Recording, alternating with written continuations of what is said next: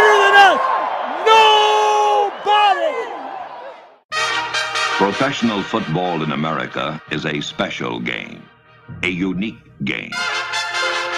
Played nowhere else on earth, it is a rare game. The men who play it make it so. Hey, everyone in, let's go. Huddle up on 3. 1, 2, 3, huddle up. Y'all like y'all never played football before.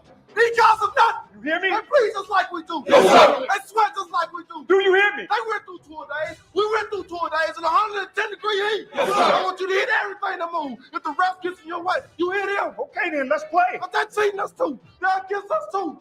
This is our team. This is us. Let's go right now. Let's get it up now. Let's go.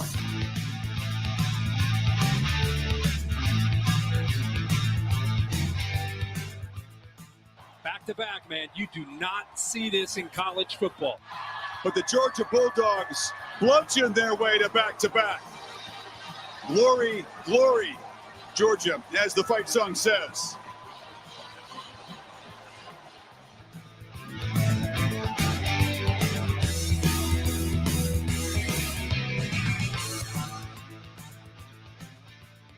For the lead. Butker up, got it! And the Kansas City Chiefs have won Super Bowl 57. And now, welcome everyone to the Huddle Up Podcast. You are looking live. Hello, everyone. Welcome to Huddle Up Podcast. It is January 23rd, 2024. We are glad to be back with you for another one, and we are getting so close to the end of the football year and the live show season for the Huddle Up Podcast, but we're not gone yet. So you still have to stay here and look at us and listen to us. Hold up. Yes, EJ? Devin, starting to shit already. Post that, please. Really? Really, Devin? You still mad about the Dolphins? I mean, wanted to sing. Really? Man, what's wrong with that? What up, guys? And EJ. What the fuck? Listen, dude. He probably got his tool time mug right now, sipping an adult one. Shut your ass. Merchandising. But as I was saying before EJ rudely interrupted me, and it won't be the last time on this episode, I'm sure. You can subscribe to our show on all podcast platforms, YouTube as well. Continue to get those YouTube numbers growing. We certainly do appreciate those who have clicked the subscribe button over there. You can get our merchandise over at tpublic.com. And you can follow us at Huddle Up Podcast on Facebook, on Twitter, on YouTube, on TikTok, and Huddle Up Podcast Inc. on Instagram. There we go. Mikey gets it. Gentlemen and EJ, good evening. This guy gets it. Yeah, exactly. It's funny. It feels a little racist, actually. This guy gets it. I'm the only black on the panel. I'm the only black on the fucking panel. It's kind of weird that the gentleman and the white guys in here, and here's the white black guy getting the shit. I don't know. Just thinking. Conspiracy theory a little bit. First off, Kyle is way blacker than you. No, darker, not blacker. According to G Stelio. That's where it ends. That kind of dancing, really? And by the way, Matt fucked up what you said over the weekend about him being better dancer than me. What the hell's wrong with you? I mean, we see it every week. You do the Donald Trump jerk off a ghost dance. It's fun to do Donald Trump. It's lazy. It's fun. It's for the screen. Oh. Yeah, you would be rude. You would think lazy is better. We've seen your analysis. A, B. I love it that the black guy that does the best Donald Trump impression by a person of color is going after woke Jim on the matter of race. But okay, cool. Let's do this. It is a crazy world, Jim. EJ, how we doing this week? I'm doing well. We are about to go through hell for the next 10 months. Have you watched the New Hampshire primaries? Trump, Biden, it's on. What we? If you're that invested in New Hampshire, that's a you problem, not a we problem. That was the last stand for Nikki Haley, man. She's done. I mean, listen, this is up there with trying to say that the Browns are a Super Bowl contender. That's, that's all you, dog. Matt, how we doing this week? We are doing well. I'm ready for the conference championships. I think we'll have some fun games here coming up this weekend. Should anyway. We'll see. But we got treated to some gems over this past weekend, so it's at least a lot more competitive this time around. At least, 75% of the games this past weekend were competitive. So, And Better we will than the 12% when EJ made that claim. Yeah, you're not wrong. And student of the game, Kyle Nash, how we doing this week? You see, here's the thing. I'm a little confused, Jim. Like, you still have the Georgia thing up there. Why are we celebrating the 5th seed in the college football playoff? Well, listen, I'm here for you. I'm not going after you. I know there's an element that the repetition comes at the end of the season, but I also want to play homage to the 6th ranked team. As you know, see how everybody's faces. Anyway, so. I mean, look, I as we do every year, I try to give every soundbite the full season treatment. So I'm not gonna do it any differently just because Georgia's out. I mean, the Chiefs still alive. But I'm not gonna take Georgia out of there just because they didn't even make the college football playoff this year. But who's the first voice we hear? Homer. Oh, that would be Jack Harbaugh. I mean, that's America's grandpa, Kyle. Hey, better than us. That's right. I mean, if you have a problem with Jack Harbaugh, you should probably be on like an FBI watch. First of all, sir, a capital job of you trying to come after me with a Harbaugh reference as if I'm the villain. That's tight. Here's the thing. I thought America's grandpa was Jerry Jones. At least that's what you Cowboys fans. My fucking grandpa. By the way, that's the father of the next coach of the LA Chargers, for the record. Allegedly. That's not official yet. By the way, speaking of alleged coaches, congratulations to former Giant, one of EJ's many teams, Antonio Pierce, for allegedly my guy. Officially the new head coach of the Raiders. Took them long enough. Congratulations also to Patriots fan EJ Christian and what happened with Jared Mayo being named the head coach. There you go. See, things are looking up. We win here in the Christian residence, buddy. Oh, further congratulations also to Patriot fan EJ Christian for Bill Belichick. Allegedly. Another interview in Atlanta, which would then further expand his and was photographed at a Chick-fil-A in Midtown Atlanta. So things are getting real. With the Belichick Falcons negotiation. So. Pretty soon, each will be saying "my pleasure." Anyways, all right, gentlemen, let's dive in as we do each and every week.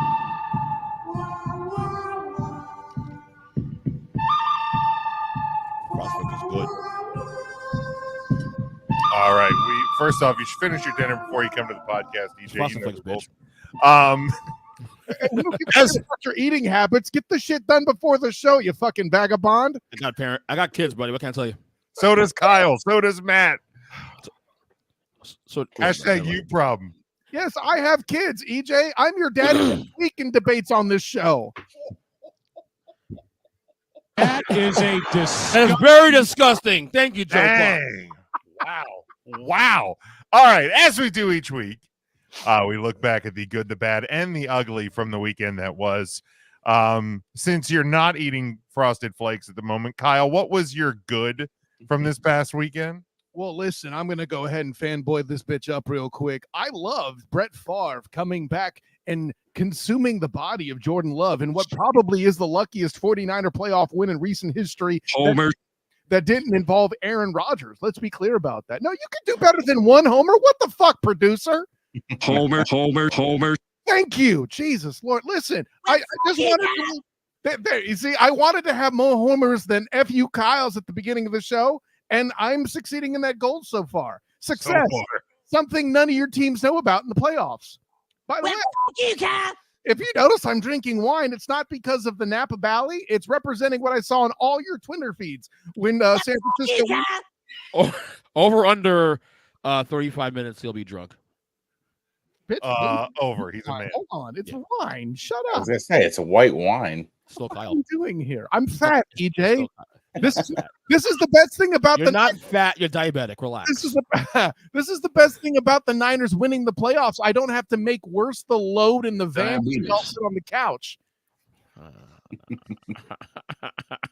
But yeah, no, Kyle. I think luck is a fair term there. Hey, success is the intersection of luck and opportunity, Jim. Exactly. Correct. Exactly. I would take a lucky win over a good loss any day. So, oh, by the way, you're welcome for being avenged in that the Packers instead struggled yet another year in the playoffs instead of your Cowboys, who opted to, forego the whole thing altogether. Let's not show up. Yeah, not.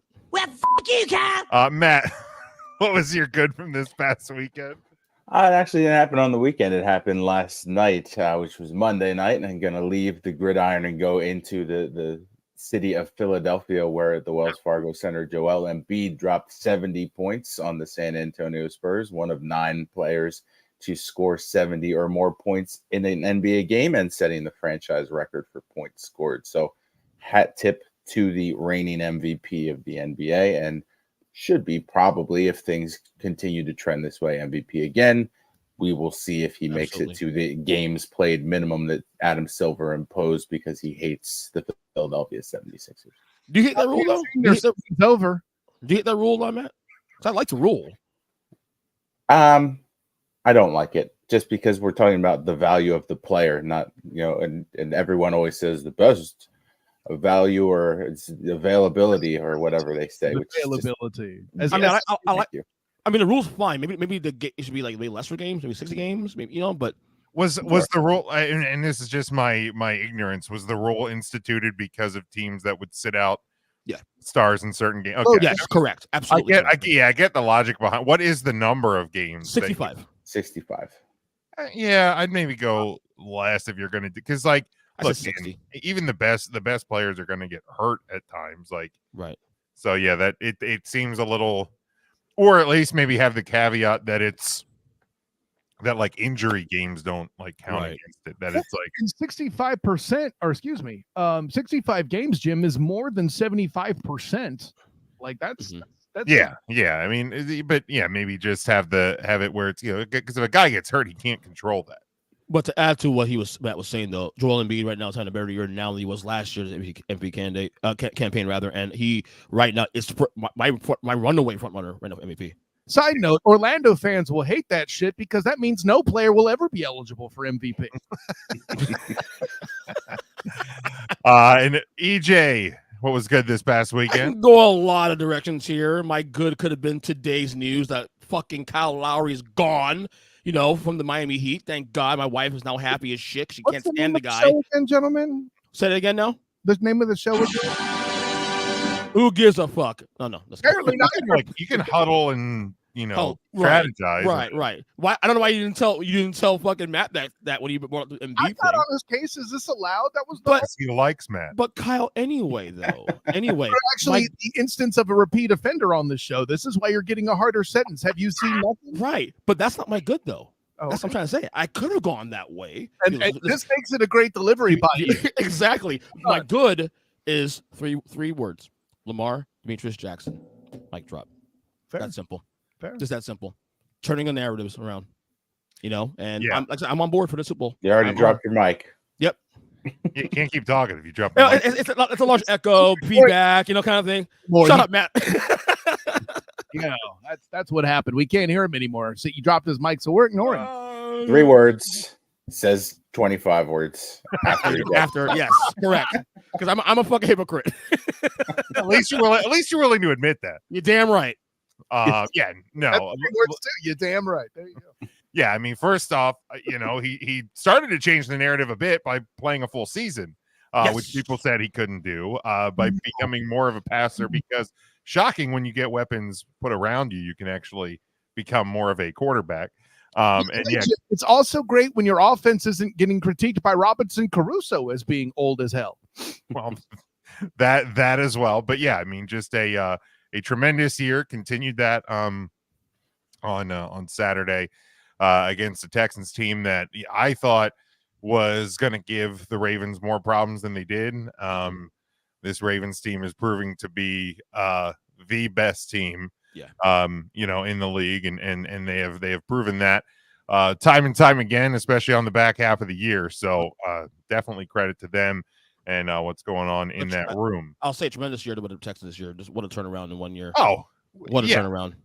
Yeah, without question. We'll talk about them in a little bit. We have a couple of things to touch on from the wrap up of divisional weekend. But yeah, certainly nothing to be ashamed of for what the Texans did this season, getting to the playoffs. But then, of course, winning the division and all of that. So my good, and I'll bypass this one because I'll give Devin I'll let Devin have this one. I'll take Dan Campbell's emotions in the locker room. You know, in a sport, in a society that a lot of times like tries to not allow like male figures, especially in sports, to have those emotions.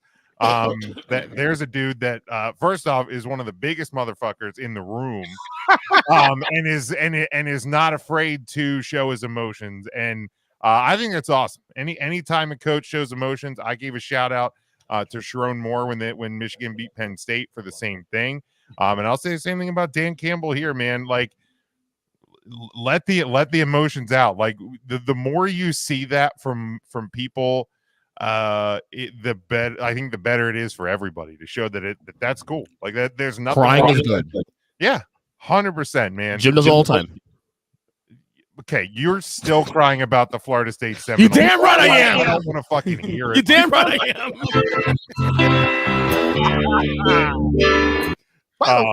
Jim, don't you mean soon to be Michigan head coach Sharon Moore? Yes. Yeah, I would assume that if Harbaugh does officially become the head coach of the Los Angeles Chargers, which is heavily rumored, that Michigan should make that a very quick hire with Sharon Moore in Ann Arbor. Wait, for all the stuff that Mikey Byrne has contributed to this show, we may see it in another category, but offensive coordinator for the Bengals, I believe, is at least interviewing for the Titans job. Is the new head coach? I believe. Oh, that's official. Okay. Yeah, it is official. Mike points Brian out Callahan? here. Brian Callahan? Yeah. Jared Goff's still good enough for Detroit. Absolutely. You know, a great year for him. That is Mike's good there. Yeah, man. I felt he was kind of the you know, I know we talked about a little bit about like the Stafford trade and all of that last week when the Rams lost, but like, you know, Jared Goff was just kind of like the innocent bystander in all of that and was just kind of thrown around and left for dead. And he's got a second team to the NFC title game. And you know, that's nothing to be, you know, that's something to be noticed about there. Absolutely. Devin's good. He says Jason Kelsey being the life of the party at the Chiefs Bills game. Man, that dude, yeah. Like, I mean, holy hell. That was, like I said, that was one of my potential goods. Gentlemen, best retirement party ever. Also allegedly, don't you know, it is not official. I said what I said. Look, I gotta be fair. I gotta be fair. What did Ryan just say? Professor Ryan is supposed to. Jared Goff's still good enough to be EJ's new MVP. Well, Ryan, you missed it like week 3, week 4. He wasn't in the conversation for a little while. I'm sure he was. Conversation, sir. But yeah, Kelsey crashing many a tailgate party, hopping out of suite windows, making sure that Taylor Swift saw a little girl sign. Yes, so just awesome. Absolute man of the people, man. I love that dude. It looks like an awesome hang. Oh God, that's the understatement of the fucking awesome hang, dude. I would. Do you understand what I would do to get on the New Heights podcast to talk to those dudes? Holy shit, y'all! Yeah, right. Yeah, that just a couple of good dudes there. All right, let's go to the bad. Matt, we'll start with you, quickly, Jim. I think because I was sure EJ's 3 words was going to be Patrick LaVon Mahomes. I'm wrong there, but a good that has to be mentioned.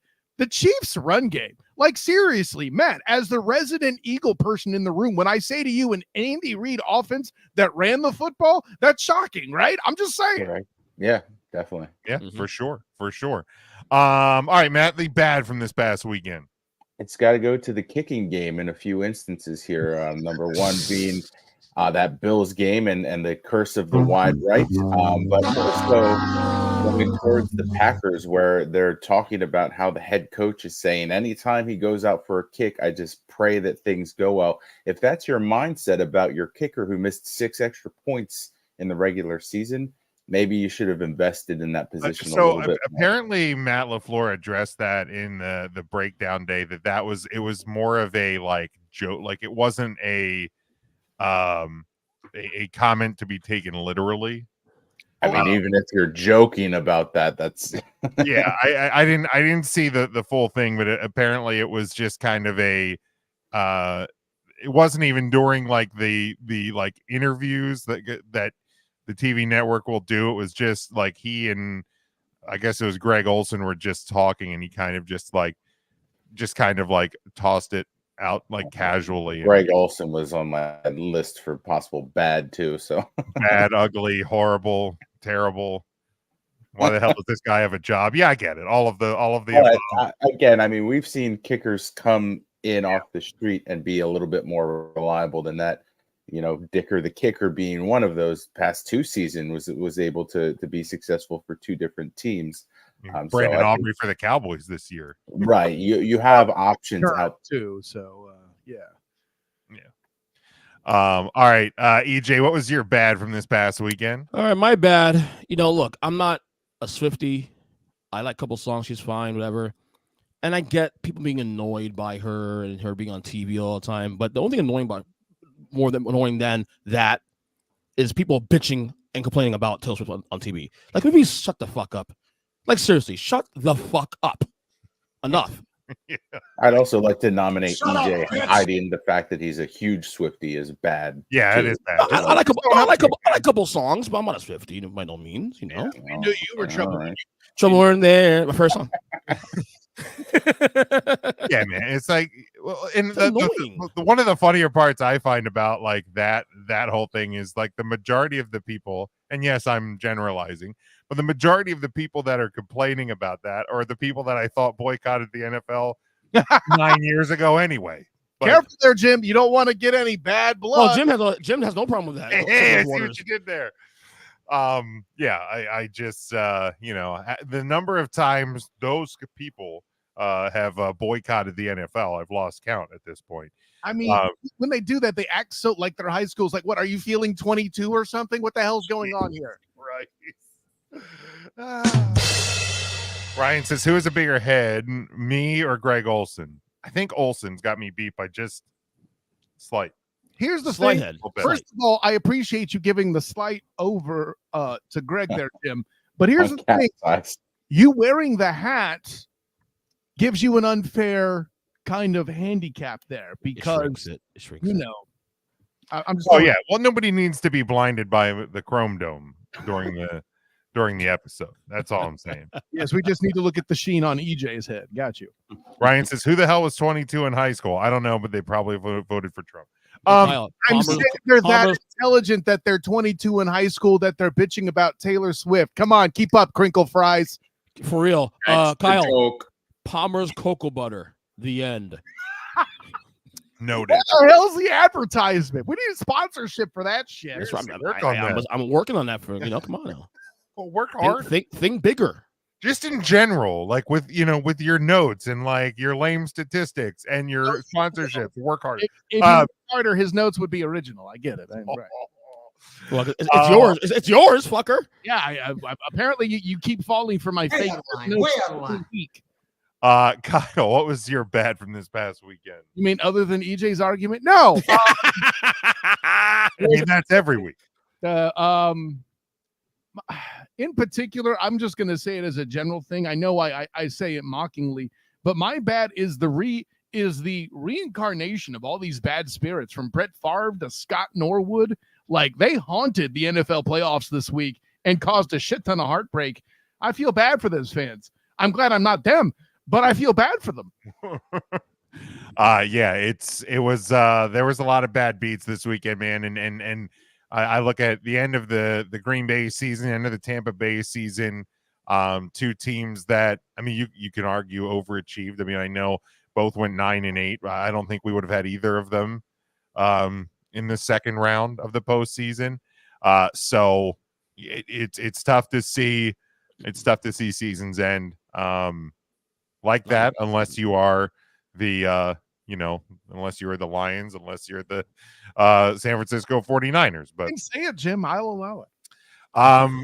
For me, and I'm obviously not going to go long form. I've already done that on the Observations podcast last week. But the official announcement of the Cowboys choosing the path of least resistance for the upcoming season. Just bring him McCarthy back. I mean, we're still waiting on if Dan Quinn's going to get a head coaching job or if that's going to be a lather, rinse, repeat. But yeah, with the number of head coaching candidates that were out there, just to hit the reset button, yeah. By the way, Jim, to piggyback on that, if I could also issue a bad to your accounting team for doing such a shitty job on selling that you've got the space program lined up to launch McCarthy into the sun. How do you fuck that up if you got what? Let's not even waste the jet fuel on him anymore. I'm that far over it that just let's not even waste the jet fuel to get him there.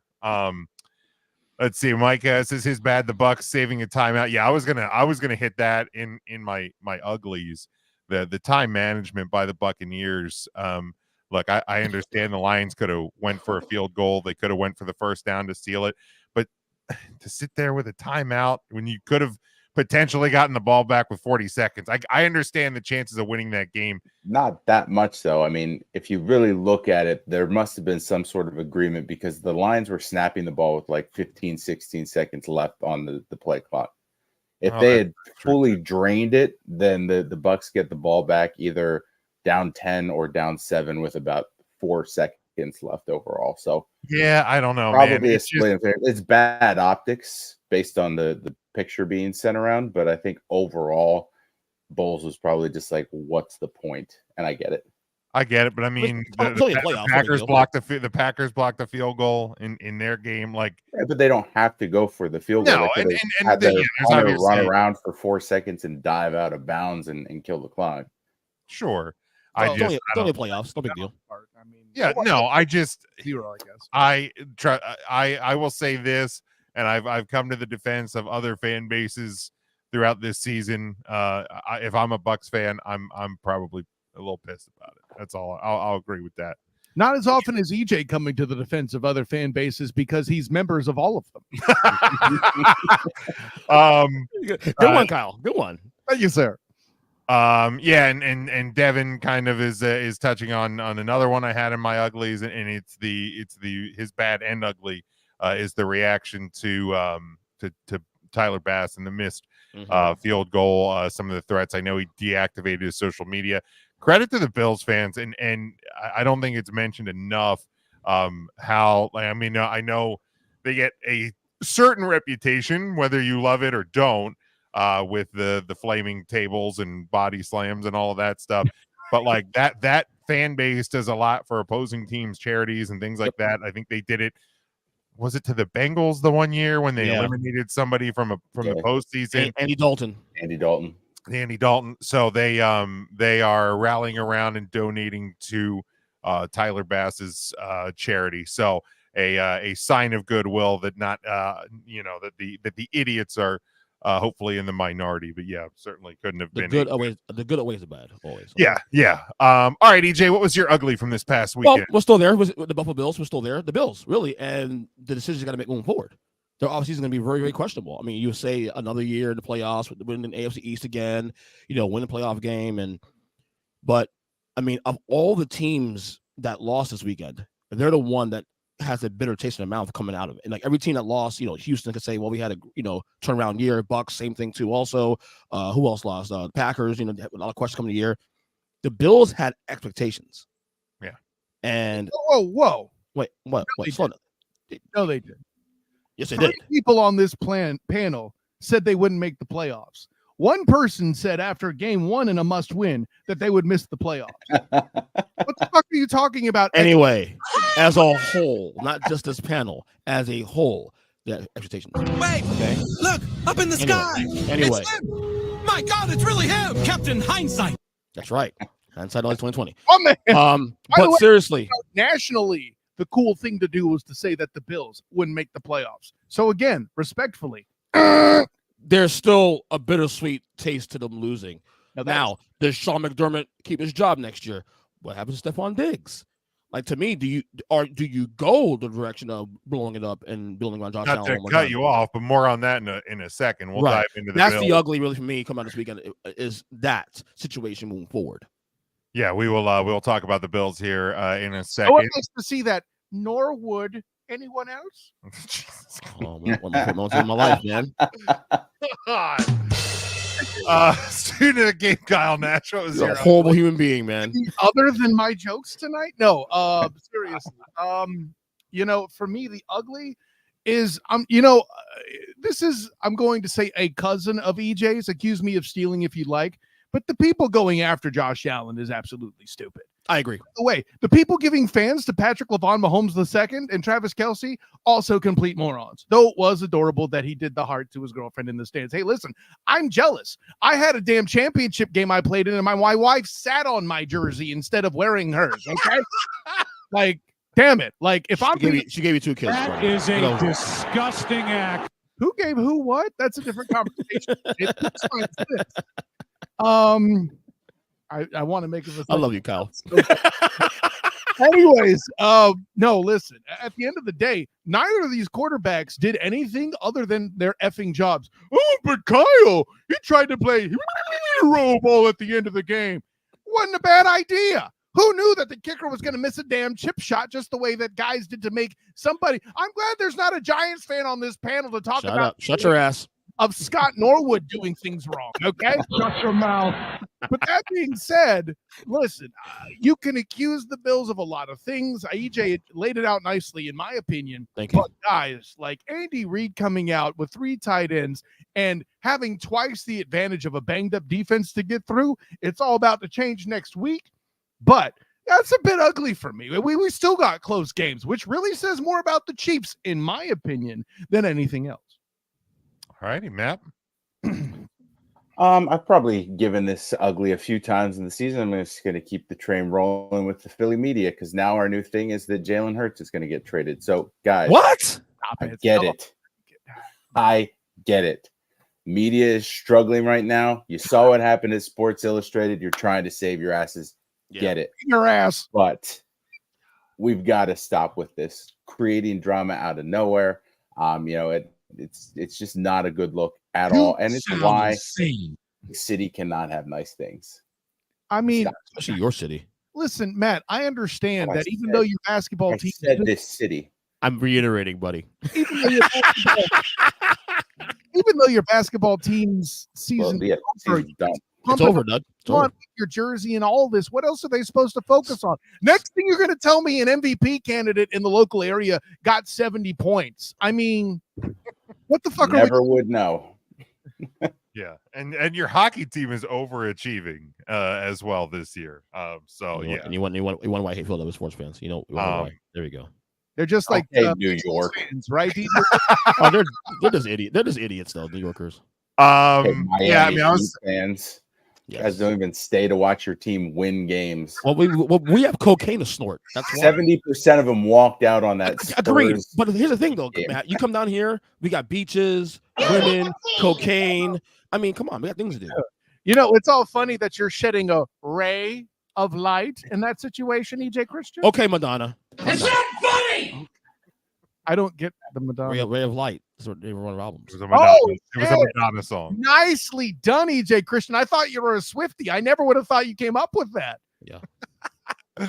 I was going to touch on Tampa's time management. I was going to touch on the reaction to, to the Bills' loss. Those were the 2 things I had down. I saw some people Saturday, and it wasn't a lot, so I don't even necessarily want to give a ton of breath to it, but like people who were kind of mocking Stroud in the season that the Texans had because they kind of got blown out. And it is like the game was a 10-point difference at halftime. Obviously, the Ravens blew it open in the second half a bit more. Granted, you take away a punt return for a touchdown, and that game's literally never close. Yep. But like, how anybody can sit there after what CJ Stroud did all year? He was an MVP candidate, for God's sakes, right, EJ?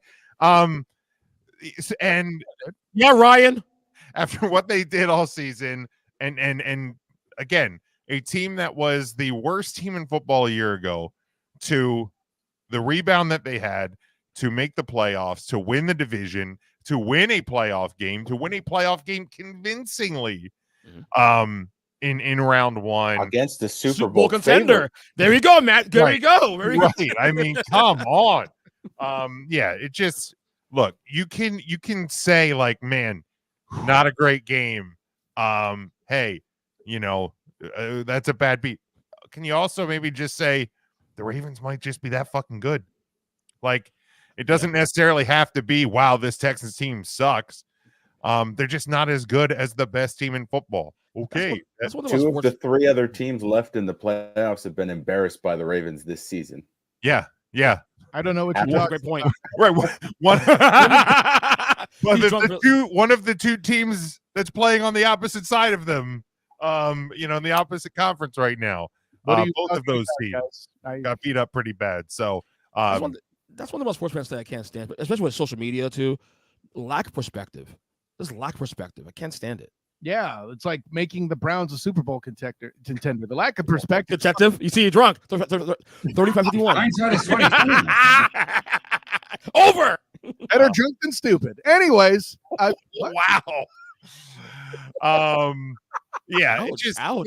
just come on, just be a little bit smarter. I'm sorry, buddy. Just a little bit of thought. Just like, can we just do that? Just a little bit of thought. Whoa, easy. Keep it above the hemisphere. Jesus Christ. What are the I got loose fingers, buddy. Sorry, spirit fingers. Jeez, oh my. I'm glad I'll be dancing during the Tool Time segment. Get the disgusting act. And that's why Mrs. Earnestly Speaking stays with you. Got it. Yeah. All right. You said. Ryan, You're welcome. Ryan says the ugly was the fake punt with DeMar Hamlin. Yeah, I don't know what that play was supposed to be, but it didn't work. And it didn't work bad. And what did Ryan say there? and fucking Ryan, dude. Mike says the ugly Jordan Love breaking rule number 1: don't throw it across your body. Yeah, don't do math. Is the correct answer. Yeah, don't do math. Don't do math. You're bitter as a side of Favre beans. That's so far from 2009 against It's the not Vikings. funny. All right, let's close the book on the good, bad, and the ugly from this weekend, and let's talk a little bit about the weekend that was. Since we only have 2 games to predict in a small batch of power rankings to look at later in the show. But the play that reared its ugly head again, and it's done it a few times in the year, and certainly because of the stakes in the game, was a higher topic of discussion. Now, the way it worked out, I don't think it really had any impact on the outcome this time around. But the NFL, the fumble out of the back of the end zone or out of the end zone rule, was the topic du jour on Sunday again. And how it is a change of possession. Are you guys fans of the rule? Because I know Kyle and I have had discussions about this on the Twitter, about it, but start with you, Kyle. Where do you stand with the rule? Well, listen, my ugly was this close to being all the whining and complaining about the rule, but I didn't want to seem like I was going after Jim personally. Here's the thing. Well, let's talk you before. What's that?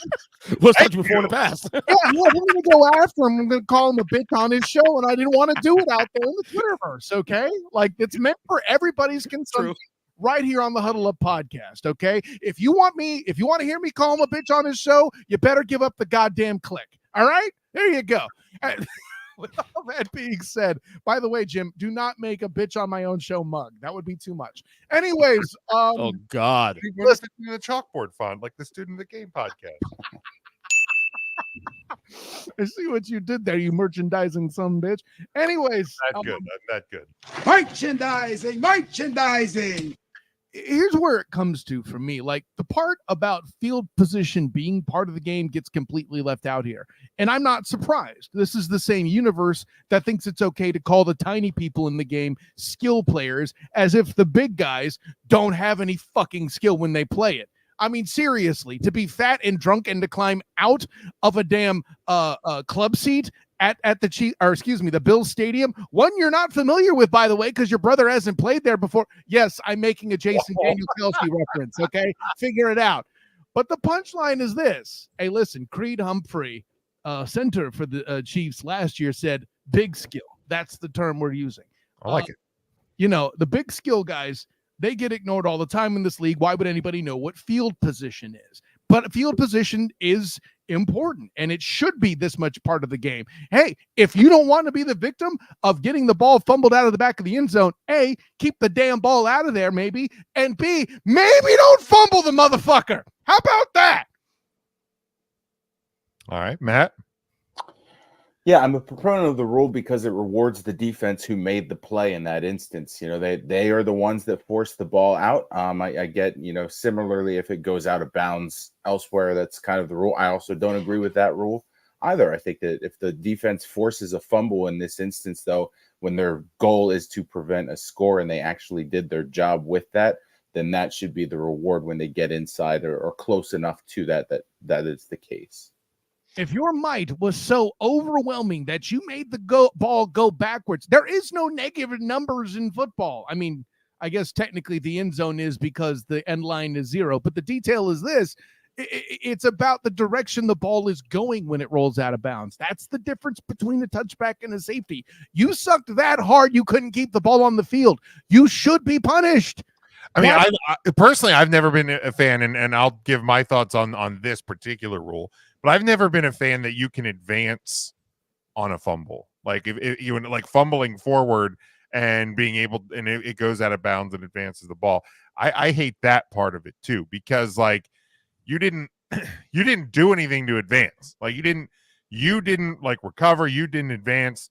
So I'm not a fan of that. To me, it should go back to the fumble spot. But I'll give my thoughts on this particular rule in a second. EJ, where do you stand with this? I thought I've been minority in that rule. I actually agree. I think if you can't score and you can't hold the ball, that's your fucking problem. After all, you caught me. I was going to bring a joke on that too. But hey, no, you couldn't score the ball. You cut the ball. You're bad. The rule never bothered me before. And Ryan raises a good point as well. That's kind of where I'm at with the rule. So he says if you fumble out of bounds on the 5, you spot it on the 5. Fumble out in the end zone, you can't spot the ball. Removing the rule will allow offense to be more reckless with reaching towards the goal line because there would be no punishment. So because that's been kind of the thing, because I've always been on the side of this, and I mean when people say the dumbest rule in sports, and I've said that phrase as well because I won clicks. Jim Sports. Because I won clicks on my Twitter at Big Jim Sports. But woke Jim. But no, it's at Big Jim Sports. A lieutenant now. There we go. Anyway. But the one thing that's always been challenging, Kyle, I know you did the same thing to me earlier this season when this rule came up in a Cowboys game. Is you're like, well, what's the solution? And I think that's kind of Ryan's point, is what's the solution? So yeah, I get it. You can't spot the ball. So if you're an offense and you fumble out of the end zone, to me, move it back to the 50, move it back to the previous 20. Like I punish the team that's on offense. But to me, I guess the part that doesn't connect with the rule. And I understand that you can make the argument the end zone's a different space because reaching the ball to a certain point or whatever, you break the play. Catches are even different in the end zone, Jim. The end zone is already treated differently. Period. Point blank. End of story. That's fine. But to me, everybody, you talk about rewarding a defense for, making a play, getting the ball loose. But to me, it almost feels like you're over rewarding a defense because they never completed the turnover. So that's why when it goes out at the 5, you spot it at the 5 because there was no turnover. That's the part that never connects with me. It's the field position that you're rewarding at that point, Jim. Now you're taking the special teams reward out of the play. This isn't about just rewarding the defense, Jim. It's about rewarding the special teams. It's about rewarding field position as well. It's two things going on there. The field position was successful so much that you put the offense in a negative situation, right? And the defense over and above caused a turnover. You're not just rewarding the defense. To put it that way is to limit what's going on there. I'm not sure that I follow the special teams portion. The field position. If you get punted and pinned deep. Well, this is the opposite end of the field.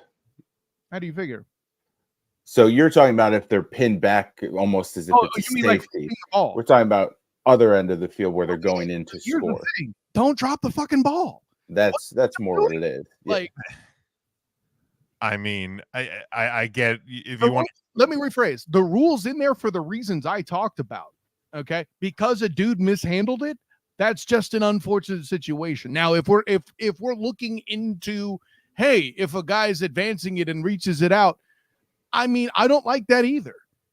But that at least is more defensible. Yeah, But I mean, I don't have a problem with the ball like if you're going backwards the other way, it being a safety. I mean that's the scoring portion of it. Well, and see, now we're leaving it into the judgment of the officials again, which is always dangerous in my mind because that's gone wrong nowhere else in the NFL. But with all of the above being said, like I feel like asking it for this to be this particular, like it's obvious if a dude's broken loose 95 yards and he's by himself, and your boy Leon Lett, for example. Really? We got to bring up Leon at this point. It wasn't a win, though. But listen, be that as it may, like how should that play be treated? Seriously. I mean, I've gone through many years of counseling. So we're talking about Leon Lett fumbling, not him recovering the touched kick, right? Which are we talking about here? Yeah, because where did the ball? I don't even. I mean, truthfully, this is when Big Jim was Little Jim at that point. Leon Lett was high stepping, right, and he got the ball knocked out. That's and right. It went out where? In the end zone. 2-yard line. Oh, went through the end zone. I forget. 2-yard line. And so again, like Don Beebe. And there's one further back too where oh my God, the former Sunday Night Football commentator that was the Tom Jackson? Oh, no, sorry. Who the hell did you just say? I said Tom Jackson second. Tom Jackson. I think Tom Jackson. Tom Jackson. That's the Broncos, buddy. No, right. He was a commentator though. He was a commentator. What the? The Denver Broncos. I mean, yeah, he was a Booger McFarland caliber commentator. But I know you can't stand him. You're right. Tom Jackson was in fact there. I'll give you that much credit. Goodness gracious. Are you talking ESPN or NBC? Sunday night. This goes to the ESPN days. This is way back. Joe Theismann. Theismann, thank you. There was one, and I don't think this was the Cowboys, but Theismann saved a touchdown quote by knocking it out of a dude's hands when he's returning it the distance for it to eventually go out of bounds in the end zone and save the ball. Like, where's the line? That's my point. I mean, to my point, if I'm fixing, quote unquote, fixing the rule, the offensive team that fumbles in and out of the end zone going in, again, going out, going back, I understand that's a safety. Like I don't necessarily have that. I don't have a problem with that rule because if the ball is downed in the end zone in any fashion, like that way by you, then that's a safety there. For me, it's the fumble into the end zone. Like I said, move the ball back to the team's own 30-yard line, to their own 20s. They got to go 70, 80 yards the other direction. Like, and maybe, but then you're maybe leaving that's not the best solution because the defense on the tired, field right? that did their job. Yeah. I don't know. The part for me that doesn't compute with it is the fact that they didn't complete the turnover. Like, and I just, and maybe it hasn't, and maybe it never will. I don't know. It will connect in my brain to go, end zone different, ball out of end zone results in, like all you did as the defense was get a ball loose. You didn't finish the play. Neither did the offensive player. Like, I mean, so again, to me, everywhere else, not completing the play is you keep the possession. But you keep the onus of not completing the play on the defense there. What about the goddamn offense in the first place? They didn't complete a damn thing either. Let's be clear about that. Okay, so if an offense fumbles and it goes out at the 5, should the defense get the ball at the 5 then? If the onus isn't on the defense to complete the turnover? I'm not sure what you mean exactly. Because you said like the part from my scenario is putting the responsibility on the defense to complete the turnover to get the ball. But the defense, the responsibility should never be on the defense. What's the term that's always said, Jim? Protect the football. That's how it's known. Right. Why? Yeah. So and that's why to the point then is if anywhere on the field, if an offense fumbles the ball and it goes out of bounds, should it then be a turnover? Is that the fix of the rule?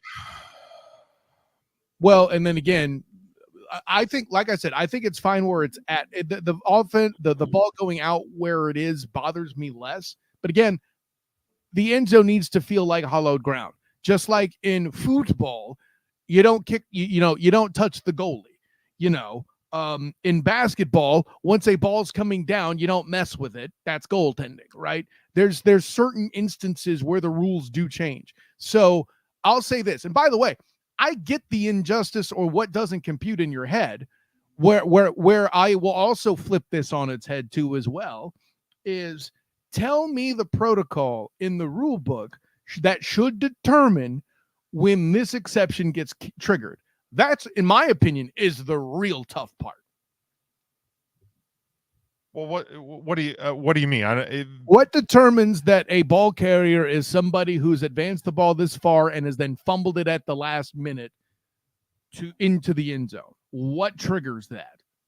How do you write that in the book? And granted, I don't expect you to have that answer immediately. And maybe you're that good a host and you do. I don't know, but yeah, no, that I think is a complicated part of the question. And I think I think they have the end zone the way they did. I mean, they used to always have random rules about the end zone. It used to be they would say that the end zone goes from around the world and you can dive from wherever and extend the ball, and they edited that. So I think that there could be an alteration made. I just don't know what the fix is at this point, so they have to leave it how it is. Moreover, I'll even add to Matt's point. The alterations in the rules have been made with the end zone. It used to be that an incomplete fucking pass was a turnover. Yeah. So we're already in that improved the world. You know what I mean? Yeah, it's and I mean I saw there was reports Sunday night that the competition committee in the NFL is exploring making changes to the rule. It happened to the beloved Chiefs, so we know how things with the Chiefs and Bills in playoff games result in rule changes. So the Bills got ruled out with the removal of the sudden death there, Jim, because Tom Brady benefited from that shit against the Chiefs. Well, I mean, it was a Bills Chiefs game, as I clearly stated. So just making sure we're checking on that. Yeah, I mean, that's what I mean. Clearly, that's what clearly I stated. Clearly stated. Your boy sucks, EJ. That's what I'm saying. Did you see the report that he was reportedly contacted about possibly joining the 49ers this year? I wish that would have happened. Anyway, let's heard me bitching the whole time. All right, let's talk about the Buffalo Bills. EJ, I know you touched on it. I believe it was in your bad. Right. A season where things kind of looked lost. And a little past the midway point, they go on a run to end the year. They end up winning the division.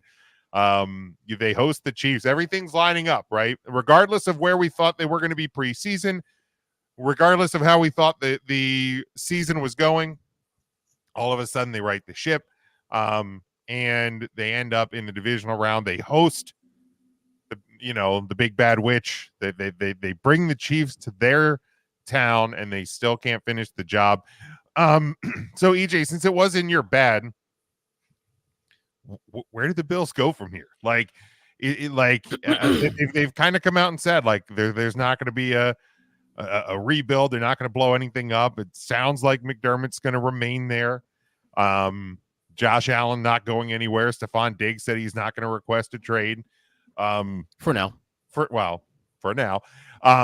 So to you, where did the Bills? Where do they go from here? Well, the only play you really have is those two guys you mentioned, McDermott and Diggs. Like, I think at this point, Diggs is too much of a distraction now, where you can't not consider moving him. You'll get something back for him at this point. Like, I'm not comfortable with also firing coaches because you have to give Dirk credit for us. He struggled in the year. He turned things around in a big way. And with a tough schedule too on top of that. Does he come back? Yeah, I'm okay with him to come back. He should be on the hot seat though next year. One of the hottest seats in the league. I think him and Sirianni, probably 2 coaches with the hottest seat in the league next year. You can add Mike McCarthy. And Matt, I saw that, Matt, rolling your eye. Calm down, buddy. In on the sun. You got to do something because what they have is not working. Yeah, what they have is not working right now. I mean, there's a ceiling with what they have right now currently. Okay, so you got to do something. Like the only move I can see that you can make really at this point is maybe moving Diggs for some parts, maybe trip to the draft, get a receiver. I don't know. I mean, obviously Josh Allen is the future of that team. He's a great quarterback, top 5 in the league. But that's the move really is to move Diggs and find pieces of that. Yeah, I mean, to say it's not working. It is. I understand the point. It's a weird statement to make. I sympathize with the statement because, in a way, as you know, 12-5, 12-5, 12-5. Same thing. Failure. So I think saying there's a ceiling to it is a better. And you did say both. I did. But like ceiling is better than it's not working because it is working to a degree. Like the Bills, the Bills are a successful team to a point. The question is what can get them over the top. Diggs is the only piece you can move that can make sense. I mean, the thing is, so the complaint I had last year coming to the year was that Buffalo didn't get worse, but they didn't get better, and the teams around them were getting better. So they were starting to become a little bit in the pack. Are we going to see the same situation now this year? Houston's better, and obviously now we expect Houston to be even better in the years to come. You would think. Cincinnati, Joe Burrow's back healthy next year. The Jets, we'll see Aaron Rodgers healthy next year.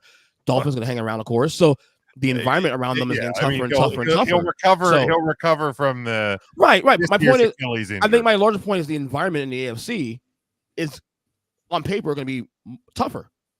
KC this year, a down year. I don't think they'll be down for much longer. I think at some point, I think they'll address the receiver situation in this offseason because they have to. You know what I'm saying? So that's what I'm saying. So you have all these things.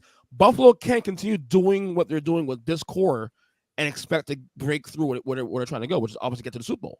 Yeah, that's my point. Matt, your thoughts on what do the Bills, where do they go from here to get over that next hump? So it's not going to be Diggs. He has a dead cap hit of $31 million if he's traded season 22 the following season. So I don't see the Bills kind of making that type of move the way it plays out.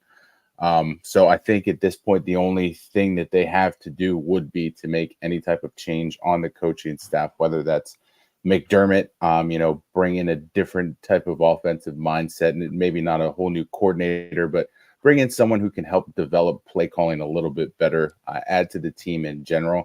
But they do need to make some sort of change, I think, because similar to, other teams that are in that type of position, the season of disappointment, you have to make some changes ultimately. Student of the game, Kyle Nash, thoughts on the Bills and what their next step should be. It's not really EJ's fault that I'm making these points, but you've set the table for people that have made a lot of the same statements, EJ. I blame you. I don't. No, I don't. I don't, in fact. I blame the Bill Simmonses and the people that he insists on listening to instead of the Student of the Game podcast. Who's Bill Simmons? That's cute. Anyways. Fine, Nick Wright. That's better. Who the hell is this? For example, the Jets. The Jets are getting better, guys. They're a threat. You really think Aaron Charles Rodgers? You really think Aaron Charles Rodgers will make it 17 games healthy behind that offensive line? Granted, more that later. Still has yet to happen. I'd be shocked if he makes it 8 games. I will give the over on 4 snaps, though. Call me optimistic. Wait. Hold on. We got to find out if the Jets opening game is on the death turf or if it's an away game. That's going to be a critical piece. Yes. To 4 plays or not. You know what? I'll tell you By this. the way, sidebar on the Jets. Uniform news. The legacy throwback unis they wore when Aaron Rodgers and the Jets season died. Those are now going to be their full timers moving forward. They're going to create a green version of it for all. Put it this way: these are things that'll improve my take as I win that bet of the over on 4 snaps. Anyway, potential take. I'll be honest. Then you cite the return of one Joe Burrow. EJ Christian, a fair point, except they just lost their OC. You're that quick to trust Zach Taylor? I'm not. There's another threat that I've eliminated. The Texans. Speaking of OCs leaving, their guy is rumored to be getting a head coaching job sooner than later as well. Take that off the table. Expect the sophomore. Game over, man. Expect the potential sophomore slump in Houston. The Finns, their main competition. I'll look at their draft, but unless suddenly they decide to erect a defense from the dead, and then EJ laughs because I use the word erect. I did. With all that being said, the one thing that I think is the most replicable is the Bills. Their biggest problem has actually been defensive injuries. Yeah, you can't do that again. No, you can't have a fucking MASH unit on defense and expect to win the Super Bowl. I agree. I know the Packers did it. The one Super Bowl that Aaron Charles Rodgers has, but these are garbage-ass points that are just completely incomplete. The Bills' chances of returning to the playoffs is pretty strong because much like Belichick and Brady Patriots, their division is somewhat gilded and not as good as advertised. And they don't have to compete with the Ravens, the Bengals, the Steelers, the Browns, who all beat the hell out of each other. So, yeah, I don't think their window is closed for the playoffs. Now, as far as getting a Super Bowl, you make a ton of great points. but that's what I'm talking about, though. I never said they were a playoff team. To me, they're probably gonna be first in the AFC. You said week 1 was a must-win, and they didn't win it. But so where they're trying to go at this point, they've. Ooh, that's loud. They went to AFC title game a couple years ago. So the next step is to go in the Super Bowl. So I'm looking at them as a Super Bowl contender. Now it's a playoff has been. Getting the playoffs at this point is a guarantee for them. Yeah, I think I think you need to address the wide receiver position outside of Stephon Diggs. Now, don't get me wrong. The basketball hoop catch that was not made in the divisional game this Great weekend. Throw. I mean, that was a perfect throw, man. 30, Matt. What was the number? 32 million against the cap next year. Yeah, for Diggs, you have to make that catch. You have to. There's you can't not make that catch, right? Well, that's the dead cap money. He's at his base is still close to that, but the 32 was his. And that's what I'm bothered too. This guy bitches all the time, not getting the ball, and then we had a chance to turn the game around. Does that shit. So please, do your fucking job. So yeah, you got to be better in those moments. But I think there needs to be better pieces around him in that receiving core. Because if you only have one receiver, you have no receivers. Let's be honest. Did you see CeeDee Lamb had a better year this year because of the emergence of because of Ferguson at tight end, because Brandon Cook started coming on after the first month. It opened up the offense a bit for CeeDee Lamb to do, to get the ball more, because there was actually threats there, because Michael Gallup wasn't it, shockingly. So address those, and I think address the aging and injured pieces. I saw a stat today with and injuries I guess happen, but the amount of money that the Bills spent on Von Miller, he ended up earning $3.8 million per tackle because of how little time he actually spent on the field. Wow. Maybe that wasn't the best deal to make. I get why it was flashy and it sounded good at the time, but hindsight.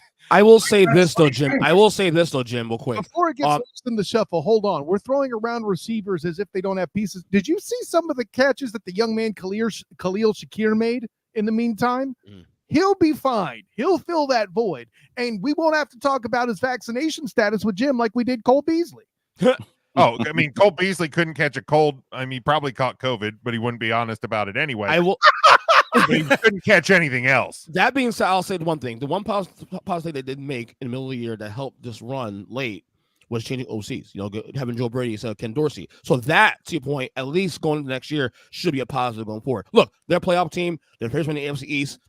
I'm looking at them as a Super Bowl team now, not as a playoff team. Look, Playoff team I don't think there needs to be a major overhaul. Trust me, I understand Right. why Bills fans feel like there needs to be one. Tweak, not rebuild. Like this team. This team is closer than they think. I mean, let's be honest.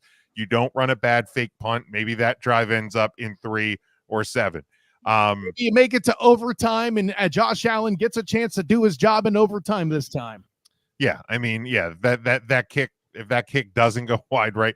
And look, we can make jokes about the Bills and their history and the ghost of Norwood looming over that team. Let's also just remember that it was super fucking cold and super fucking windy in that stadium. So it sucks, but it's not like this is a common issue with this version of the Bills. So Josh Allen had fewer picks than Jim Kelly does in a playoff game. I get it. The jokes are there, but yeah, the Bills fans, you're going to be fine. You're going to be fine. Yeah, I agree. All right, just a couple other things coming out of a divisional weekend. Obviously, we saw the end of the Buccaneers season. But Baker Mayfield, likely, I would say he's earned a contract in Tampa. Real quick, we obviously don't have to go long for him on this one. He'll be 29 in April. If you're the Buccaneers, how many years do you give Baker Mayfield, EJ? You give him something similar to Geno Smith, a 3-year deal, max 3-year deal. $90 million a year. If we get around 30 million a year, that'd be great. He probably won't ask for 40. I mean, whatever, but 2-3 years tops. Something similar to Geno Smith got in Seattle last year. That's fair. Matt? 2 for 60. Okay. Kyle? For 60. Damn. You're cheap, Matt. That's more than I'd give him. Are you out of your mind? And where else is he going to go? Considering what the market is for quarterbacks, though, I don't think that's outlandish. Who else going to get? That's a question. That's my point exactly. Let's be clear. I don't think he's going to do better anywhere else. And if he does, match it. I mean, listen, I'm going to, test the market, Baker. I dare you. Or sign this now. Gosh, if you offer more than 40 for 2 years, I think you're kind of out of your mind on this. Granted, if you want to put 60 on the contract, make that incentive based. Yeah. Keep it under 12 interceptions this year, and we'll have a conversation. The punchline's this, guys. 2 years is the right number. I'm with Matt. 3 is adorable, EJ. I think you could have him sign a 3-year contract, but let's make sure the cap hit is or the dead cap is accounted for in those first 2 years. I do think the key here, though, is Mike Evans. He's a free agent this year. Where's he go? That's a great point. That's huge. I mean, he had another good year. So, I mean, obviously, you got to be crazy if you're the Bucks not to, not to kind of find out what he wants, and if he is on the Baker bus does he want Baker Mayfield back in the room? Like as the season went on, I thought that the connection between those two got better. So yeah, maybe you keep the continuity there. I don't know. I think you're selling that the wrong way, Jim. You say to Baker, "Oh, you like throwing balls to Mike Evans? Give us a discount, bitch." Maybe. Yeah. I mean, if you're gonna have trouble if you don't keep Mike Evans in the room. I think 2-3 years tops. If you get a third year, it's got to be an option. You got to be able to get out of that. Yeah.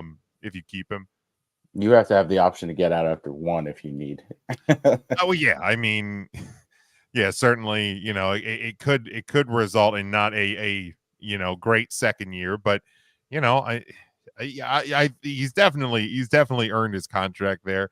And he seems to be happy in Tampa Bay. So I mean, again, it's a business, but I would be kind of surprised if he doesn't just look to get re-signed there. Well, at the risk of insulting the FSU fan, it's not necessarily what he deserves, but what's best for the product overall. And with that in mind, if the Bucks can get a hold of a better candidate, they probably should, especially in that division where if you get a good quarterback, you already have the best one in the division, by the way. If you can somehow improve on that, like if you could practice, what's that?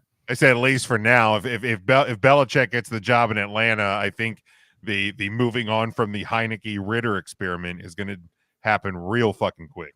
Right, but what quarterback wants to play for Bill Belichick right now? I mean, with the weapons Atlanta has, Yeah, I would go to Atlanta to play with enticing. Belichick right now. But and I appreciate that, Jim. What I'm saying is, with what all that has transpired with Mac Jones, with Bailey Zappi, seeing how he treats the quarterback position, you do have reservations at the very least. Possibly. I think the limitations on that offense versus what would be in Atlanta would would be a change there. All right. Two teams that exceeded expectation, made it to the playoffs, eliminated this weekend. We'll start in Houston. What should the expectations be for the Houston Texans next year? Matt, we'll start with you. I mean, it's tough to say because it's not so much as them winning the division as the Jaguars losing it. And I think that there should be some form of bounce back from Jacksonville. So it's tough to say a replication of winning that conference, but they should at least expect a playoff berth with some growth. They have a lot of young talent on offense that's kind of trajecting upwards better. And of course, they have a stud defensive player as their head coach. So, he's going to get a lot out of whoever is on that side of the ball. So I would say playoffs, again, have to be the goal, at least as a wild card. Playoffs? Kyle, same thing to you. Expectations for Houston next year. Yes, Jim Morrissey, playoffs have to be the expectation. And while I think it's very sweet, I think it's very sweet that Matt gives props for the Jags to get back in the game. Two things are a factor. For one, look at Spot Rack real quick in their cap situation. It's about to be a real damn test, real damn fast. Second, and I would have said this long before my time with the Jaguar Report, bing, if you look at the cap I'm wearing. Also, you there, Michigan Homer, will also account for this. Trent Baalke, no, sir. We sat through your turnaround national championship special that had Michigan players. Better than us. Nobody. Listen, you son of a bitch. You leave America's grandpa out of this. All right. That's fighting dirty right there, sir. But with him in mind, particular to his son, sir, you may remember his most recent opponent internally. And I don't mean Shad Khan or even Tony Khan. The wrestling show's on Thursday nights on 3 Count Thursday. Bing! How's that for a plug, bitch? So with all that in mind, that was good. The real opponent I'm looking to is Trent Baalke. He's still in the building. For the Jags to maintain, like you're talking about, Matt, the first thing they have to actually do is address the O-line in the draft. But Kyle, they got Anton Harrison. You expect me to trust them for a second year? By the way, there's a number of O-line prospects that would have been excellent to beef up the interior that they passed on to get the likes of Brandon Strange and Tank Bigsby. No, not Tank Dell. That's the guy who was awesome in Houston that's going to get him back to the playoffs. I said Tank effing Bigsby. Who right. the hell is this? My point exactly. I was right then when I hated that pick, and I've been proven right now. So, yeah, playoffs all day for Houston. So not Clayton Bigsby? Okay. Yeah, look, man, the Texans, by all you get it? I know, I completely get it. It's particularly ironic from the black guy who does the best Trump impression I've ever heard. I hate you. Hey, Tim, in honor of EJ, can you please play the Cartman riff? Well, fuck you, Kyle. Yeah, no, I think a playoff expectation for the Texans is playoffs is completely accurate. I mean, you overachieved this year for sure, but now you know how to win. Like you know what it's like. You also know what it's like to lose in the second round. So get back there, build on what you did. You're gonna get some guys back. Hopefully you're gonna make some moves in the offseason to continue to improve that offense. Hopefully you can find a tight end that doesn't have brick hands. Yes, I'm talking about you, Dalton Schultz. Thank God, boy, Cowboy. No disrespect to the Colts, who also had a very overachieving year. Absolutely, and that's with Uncle Rico at quarterback, mind you. They're going to have their actual quarterback returning next year. I'm looking good on AR, man. I like him. Yeah, he had a great start. Made my brother look smarter than he ever has. I only say that because he's not here to defend himself. So, it's. I loosely gave him the props by even bringing the Colts up. Evil twin. The that division, besides Tennessee, there's going to be some competition there, but it's things are pointing up for Houston. And then the other team. Oh, wait, I didn't go yet. Oh, sorry, EJ, my bad. You guys nailed it. What was that? I said the Giants will still suck. You damn yeah, probably. No, you guys all nailed it like Ron Jeremy, obviously. And here's the thing too. Also, you got a quarterback that's right now a top 10 guy, quite possibly a top 5 guy going next year. You see how we do our rankings next year. Your floor has not been risen. You got to at least make the wild card. At least make a wild card next year.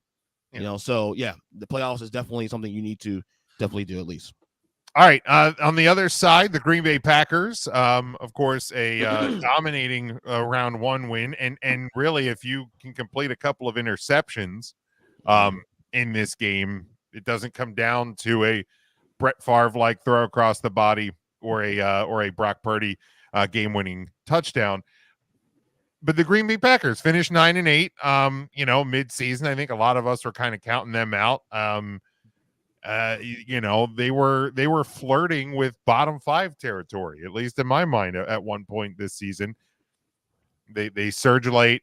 Jordan Love certainly looks to be the next potential great. I'm going to leave it at potential because it is just 1 year. Let's be fair. But potential great Green Bay Packers quarterback. Kyle, I'll start with you. What's the expectations for Green Bay next year? So let's pump the brakes a touch on great. I know you said potential, but hold on. Now, granted, that being said, what we have is the makings of a game manager for a coach who's been hidden in the shadow of Jim's favorite quarterback, Quayron Rodgers. But the punchline's this: Quayron Charlie Rodgers. Excuse me, sir. Anyways, right. It's Quayron Ayahuasca Rodgers to you. Quayron, ayahuasca, Charlie Rodgers. This is getting longer and longer. This is Tom Brady long. That's what EJ said. Anyway, That's what she said. But all that being said, I think what we're also seeing is Matt LaFleur being successful in a way. Get this. When you run what LaFleur calls, apparently the shit works. What? Listen, and I'll be the first to say it. I've posed the question on this and the Student of the Game podcast about how much was Matt LaFleur flowering or not, or was it Aaron in question running the show and being the wild card and all that? Well, apparently it's a bit of column A and B, but to see him get as far as he would with Rodgers and running right into the buzzsaw that is the 49ers again. Listen. Well, fuck you, Kyle. I really think that the Lions playing with house money this year, they're going to be the most dangerous that they've been. I feel like there's some things that are going to get figured out. I feel like playing a first place schedule next year will slow them down and return the Packers to a chance to win a division. To, let's be honest, the Vikings and Bears are both still pretty damn hapless. All that in mind, I can bang my skull against the wall all I want. The Packers are going to compete for the North again. I'm confident in that. Yeah, I think that's a fair assessment. EJ. No, yeah, I think it should be the division should be where it should be at the youngest team in the league. And Jordan Love showed some real promise late in the year. Yeah, I think they're going to be a pass. How long is this Lions core going to be together? Will they lose coaches as a result of how well they were this year? That could play a part. So I can see a little bit of a slight regression. Slight regression to the Lions next year. But I think the North title should be their goal next year. All right, Matt, same to you. I think it should be their goal. I don't know that they necessarily achieve that just because I think the Lions' friskiness will probably remain going into next season. But I do think that the playoff berth should be at least the bar that they're setting for themselves and make it back. Yeah, the playoffs should be the lowest bar in Green Bay for sure. And depending what happens with Detroit, I think it's a 2-dog race. Conference too. Minnesota, they have a lot of questions. Quarterback, running back, aging, banged up defense. Like there's a lot of questions in Minnesota. Chicago, Lord only knows what they're doing. I mean, Eberflus is staying. I think they're going to be changing the offensive coordinator at least. It looks like Fields is going to stay, but if there's been the talk that if Belichick goes to Atlanta, that he's going to want Justin Fields there. That's been a rumor. Let's be fair on that one. So it's a two-dog race in the North. I don't hate that, honestly. No, because again, I mean, I don't think Justin Fields is the problem in Chicago. So like, if you give him weapons, I don't think they have the greatest O-line in Atlanta. So you probably want to address a little bit of that. But he's got talent, he's got weapons there. So I don't think it's a terrible thing if that's where he ended up. But ultimately in the North, as to the point of the Packers, it's a two-dog race. Playoffs for sure. Possible division title should be your expectation. I'll go off on the whole Jordan Love, Justin Fields conversation on a different show. That's going to come up, and I need to explain all that then. That's fair. Yeah, that's and that's going to kind of be something once we get through the Super Bowl and we wrap that up. We start our offseason program. Those are some of the kind of things that we can address, and as we get close, it's not Justin Fields' talent that's the problem. That's the teaser I'll leave you. Ooh, okay. I like being teased. That's what she said. So we will That's what she said. We will address those things at a later date. But gentlemen, let's go ahead and let's dive in to the upcoming final weekend of action before Super Bowl Sunday. There are only 4 teams left. We will start, as Sunday will, on the AFC side with the AFC Championship. The number 3 seed, Kansas City Chiefs, they go back on the road again. That was the big story last week, right? The Mahomes and company, their first big road game. They go back on the road to number 1 seed Baltimore, who's the 3.5-point home favorite. 44.5 is your over/under in that one. Sunday, 3:00 Eastern time on CBS and Paramount Plus. EJ. All right. Give Baltimore to cover. I think they'll win comfortable, not slightly comfortable. Give me slightly comfortable. Yeah, like I don't think it'll be a blowout. And it's like that pair of pants that like you've gotten a little chubby for. They're still slightly comfortable. That's a great take, Jim. Give yourself a belt. They'll win by a touchdown. So give me Ravens to cover. Give me an under actually of this one. Oh, okay, Matt. I will take Baltimore to cover slightly handily, and I will take the over on this one. Is that slightly handily like this or like this? No, that's a lot of handling. Ask your wife. Oh, hey, student of the game, Kyle Nash from downtown. Listen, as depending on the events of this weekend, I'm fairly certain that the winner of this game will go on to hold up a Lombardi, but that's here nor there. The punchline's this, gentlemen. I have the Ravens handling business. I have them doing it just as much as my fat pants, the ones that are so fat that I've worn them before I lost weight after my A1C, and now they start to fall down if I walk too long a distance. So give me the Bengals. Oh, my. Don't get your hopes up too much, Jim. The Baltimore Ravens will win the day over the Chiefs and give me the over as well. Everything is over. Oh, wait, I got it backwards. Sorry. Yeah, Nothing is over. Yeah, no, I mean, Kansas City did enough to win last week. But I just, man, looking at this Ravens team, I have a hard time picking anybody but them. I hope they win, but they're just so damn good, and I don't see them at home.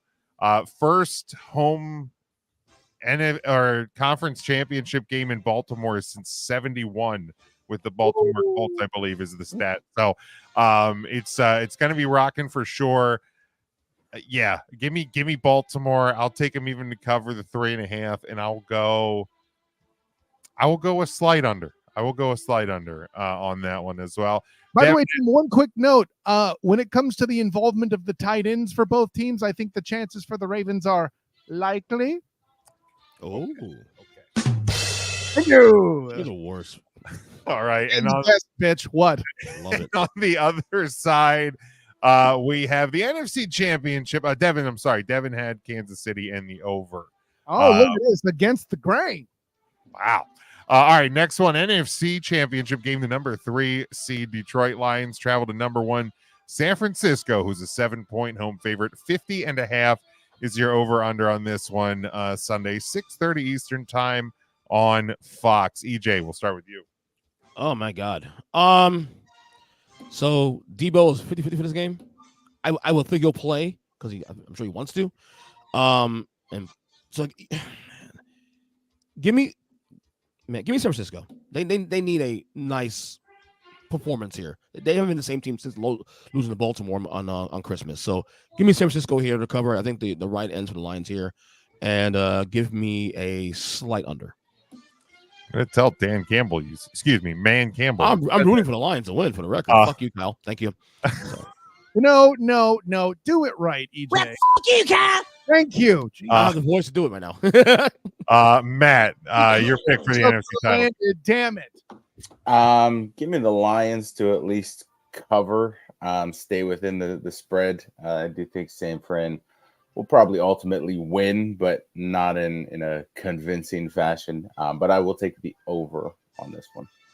All right, Kyle, since your team is playing, I will let you close out the picks. Allegedly. This fucking guy. Yeah, that's the pot calling the kettle black if I've ever heard it. Hey. Look, listen, for clarity, last week I did the very same thing I'm going to do this week. While I am a Niner fan, one might even prescribe that I am a homer. Thank you for 2. I agree. I deserve that. The punchline's this, by the way, according to EJ, I've been a bigger homer this year for the Niners than in previous years, and I think it's a big better team. This is true. Than it has been in previous years. So I'm going to tell Jim to hit the clat on that shit. But the punchline is this. And rightly so. I respect the Lions more than that. Is it because I don't want my kneecaps bitten off? Probably. But I got preservation. I respect it. Hey, listen, I got the Lions to cover. Mrs. Big Jim might like me a little bit more after my accusations of misappropriations of Morning Star and all that. That's fine. But here's the other thing I would also submit. I'm going to give myself a chance to try to tell me where I won't listen. You guys have all seen Game of Thrones. What happened to the Gold Cloaks? They ended up getting beat up by a bunch of crazy bastards led by Torben Giantsbane. Who better is to describe Man Campbell than that motherfucker? But that all being said, this has the feeling of the Imperials versus the Rebellion here, and Man Campbell right now is a Wookiee leading the goddamn Rebel Alliance against the 49ers. That being said, the Niners win, the Lions cover, at least one Death Star gets blown up. All right, there we go. Real quick. Matt and Jim, did you watch the Game of Thrones? I never did. Oh, no, Jimmy, no, you didn't. Matt, you did, right? Okay. Yeah. Look, for me, I called this team last year, and they failed me in the end. I'm not abandoning my Lions now. Give me the Lions to cover. Give me the Lions to win. Homer. Kiss of death.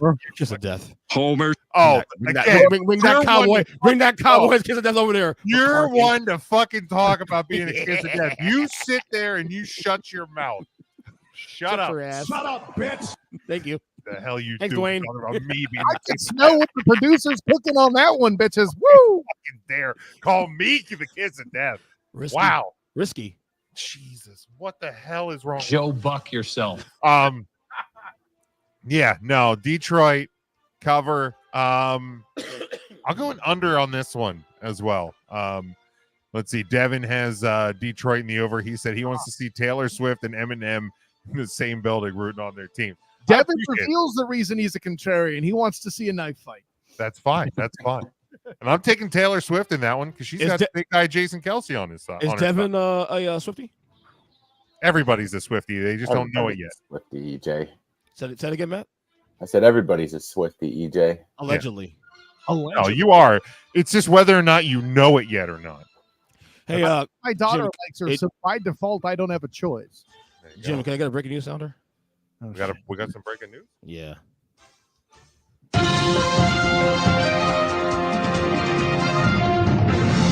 In news that'll make Matt laugh, definitely. Doc Rivers now the Milwaukee Bucks head coach. That is so crazy too. Like the way they fired their guy after being 30-13. Oh, that's infighting. Get the fuck out. Yeah. There was clues like early in the year. If you watch it, they haven't been getting along since when we're Who gone. knew Trent Baalke was involved in basketball? Anyway. Right? And the best person to bring in to clean up a locker room mess is definitely Exactly.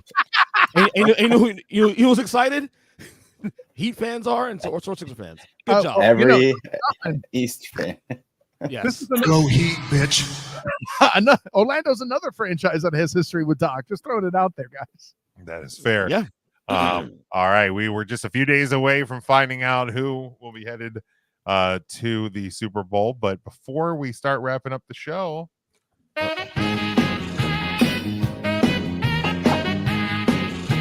And this is why I said what I said. goddamn right. What the fuck are you doing, Kyle? As we do in the regular season and throughout the playoffs, we look at EJ's power rankings. Again, in the playoffs, we only cover the teams that are left, so we are down to 4. So, EJ, for the podcast listener, what's your 4 like this week? Oh, What the shit? For the podcast listeners and Kyle. And only evil Kyle. Listener. Number 4, Detroit Lions. Number 3, the Niners. 2, Chiefs. That's 1, Chiefs. Hubba, hubba, hubba. Money, money, money. What do you trust? By the way, I was the only one in this fucking panel last week that picked the I Chiefs. knew. By the way, you're an hour and a half behind schedule to bring that up. I figured you guys would. You trust. I figured be a little humble about it, but it's been an hour and a half now. Fuck you. Humble about the kicker missing a kick and keeping your guy out of overtime to get beat I picked the Chiefs win, right? Thank you. Chiefs number 2. for number 1. completely the wrong reason. I can don't- play the tape. Patrick Kyle. Mahomes the second. Did he run the football? No. Shut your ass. I don't give a fuck. Shut your Number ass. one, number 1. Ass shut. your ass. My ass is clench. Number 1, the Ravens. Wow. You got a problem with the number 3 Niners? They have not been the same team since Christmas, bro. Stop it. I mean, And they'll win on Sunday. if you want to say it's because they look lucky on Sunday, that's your only good defense. Everything else you just dropped was horseshit. He's mad. I told you. Jim. Chiefs look lucky too. Oh, well. So here, okay. You are a 10-point favorite. I don't want to hear a fucking word. What? Because the experts got it wrong? Guess what? That 10-point favorite Expert in Vegas? made me some money. All right? There you go. So EJ, Yes. last week, out of these 4 teams, it went. I assume it went Ravens, Niners, Chiefs, Lions, right? Right. The Chiefs were 5th, Jim. Chiefs were Right. But I'm saying, out of these 4 teams, he had the Niners and Chiefs flip. So like last week, out of these 4 teams, I didn't have them in like it was the Ravens, Niners, Lions. No. I had the Lions. Real quick, I had Chiefs 3 last week with the 8 teams. I had Ravens, Niners, Chiefs, Bills, Lions. Well, hey, at Texans. least the Niners played a healthy defense. I mean, there's that. Well, you were already. I mean, you've been too high on the Chiefs for a while. I'm So always on the Who do you trust? I mean, again, 6 years in a row. 6 years in a row. Final I four every time. just don't. I don't. What's that pause for? What the fuck? I don't know what the Chiefs did specifically to jump the Niners. Like if you're saying that the Niners haven't looked the same, then they probably shouldn't have been your 2 to begin with, right? Well, again, they didn't play last week, so to be fair. And But you said they haven't looked the same since when? Since the loss to the Ravens? They played how many games since then? What, 2 maybe? Okay, so they don't look the same in 2 games, And they then have a week well, off. well, technically 3 games now with this game this past week. So Right. But my point is, I'm looking back to last week. Okay. To kind of question where you stand this week. Going into last week, it was 2 games. Like you had the Niners at 2 because they had earned that spot, right? Because they were the 2 seed. Ravens the better team. Cool. Like what? I don't. To me, because I didn't move the order that I had these 4 teams in from last week. Like because I had the Ravens at 1, I had the Niners at 2, I had the Ravens, Niners, Lions were 3, I had the Chiefs at 5.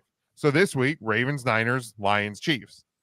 It's in the same order. Like the Chiefs didn't do anything for me to move them above the Lions. But like the Niners, they it came down to the end. So did the Lions game. So did the Chiefs game. Like, it's not like the Chiefs went into Buffalo and blew them out of the water. No. Although so, I don't understand. Like, for me, I don't get. Although one could argue that turnover on the end zone, that game was a runaway, pretty much. They scored that touchdown. They're up by 10 points at that point. But they didn't. But they didn't. And if the Bills don't do a fake punt with DeMar Hamlin, the Chiefs don't have a short field to get that touchdown. All I'm saying is that in 3 games since Christmas, the Niners have not looked like the Niners we've seen most of the year. Okay, look, we're arguing about 4 teams in the conference championship game, so it's not like it's a big fucking insult. I don't. But what did I tell you last week? Again, as the only guy on this panel that picked the Chiefs to win against Buffalo, straight up. Hubba, hubba, hubba. Money, money, money. Who do you trust? Again, I trust Kansas City. 6 years in a row, AFC title game. By the way, please note how he's changing his statement. He said he trusted Patrick LaVon Mahomes II, not the Chiefs. And Andy Reid. Hindsight is 20/20, my friend. And Andy Reid, for the record. Let's not forget that. So should and I guess so why weren't they higher before? There were 3 last week. What are you talking about? Why weren't they above the Niners though? Because we have more information, Jim. Okay, we're going based off last week too. How's that hard to fathom? But if you're saying you had more information, how is your answer of I've been worried about the Niners? I now have 3 games to sample now since Christmas of the Niners not playing well. And that's all I'm saying. How is that hard to fathom? But if the Chiefs in the wild card round beat a Dolphins team that you overrated, sorry Devin, plug your ears, a Dolphins team that you overrated just about the entire year, in rather unimpressive fashion. Why wouldn't you have moved the Chiefs above the Niners when the Chiefs? Because out of respect, the Chiefs, the Niners didn't play a game last week. So out of respect, let's see the Niners do this week. And again, they almost lost to the Green Bay Packers, the 7th seed. So you're going back 3 weeks though. You keep saying since Christmas. So after Christmas, they beat the Commanders 27-10. Don't know what's concerning about that one. The next week, the game was actually close into the late third quarter. So for the record, I don't remember that game, but the game was competitive. Okay, the Niners had a lot of games like that all year, but you trusted them still. The next week, they sat everyone because they already had the 1 seed. So who cares? Why is that concerning to you? And now this Packers game. So this Packers game should really be the only one that is maybe concerning to you, but it still is. They won in a similar fashion to the Chiefs. The Packers game is definitely the most weighted game of the 3 since Christmas. Without question. But again, they got a pass, even with the wins in the last couple weeks. They almost lost Green Bay this week. Okay, it's a 10-point favorite. That's what I'm saying. And again, I don't know why that's shocking. Actually, I mean, the Chiefs to close out their season had lost to Buffalo. They had a 10-point win against the Patriots, a loss to the Raiders, a close win over Cincinnati, a close win over the Chargers, a win over the Dolphins. It's not like they were world beaters down the end of the road either. The whole world had Buffalo win the game on Sunday, including you 3 knuckleheads here on this panel. It's fine, but you're the one out here banging the drum for them. That I don't think the whole world did. The 3 of us may have. Most folks have Buffalo winning on Sunday. This one, he's kind of limping past. He's choosing to ignore all the things that went their way. But cool. Hey, breaks happen in football. Oh, well. It's amazing. Are you doing another Trump impression? No. New Hampshire primary. I'm winning. Nimrod Haley. Let's go. Don't be rude. I haven't heard you once account for an injuredness Bills defense, which I'll be honest, that's where I screwed up. I thought the defensive tackles were going to be much more of a factor than they were, and they were not. Let's call that what it is. Props to Andy Reid. And but with all that being said, EJ, you go from I can't trust them to the Chiefs. Listen, if you want, I'll let you reward the Chiefs for one thing: being accountable for losing the must-win game against the Bills and eliminating the people that they let in the goddamn tournament in the first place. If you're rewarding them for that, I'll accept it. All this other stuff is just kind of ridiculous, especially when you're doubling back on yourself. I mean, again, I have no information. Breaks happen, but I don't trust them. Oh, no, I still trust the Niners. They're going to be Detroit this week, for the record. But I'm just saying, of these 4 teams, who's playing better football?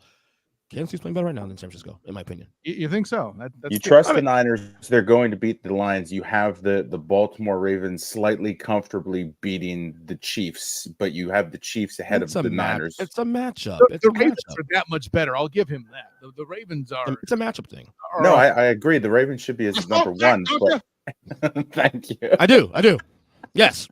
He's in Miami, Jim. Okay. Yes. See, Matt, now you get it. See, that's why we come to like, here's the thing.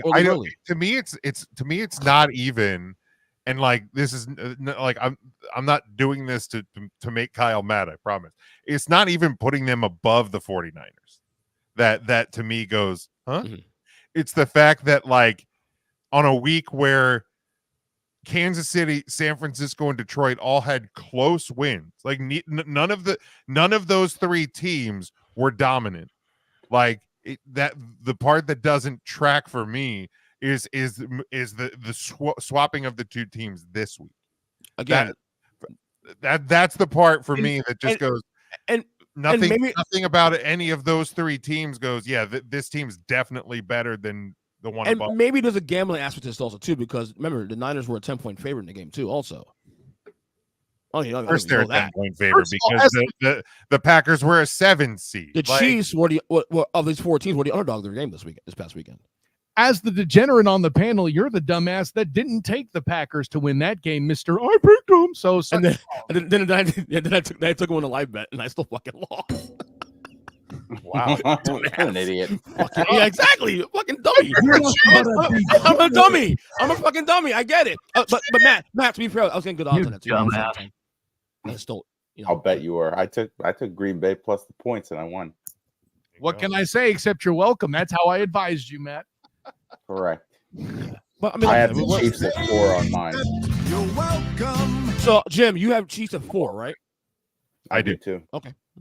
I'm not ready for that either myself. I mean, I had the Chiefs below the Lions last week. Nothing about what any of the teams did made me move the marks.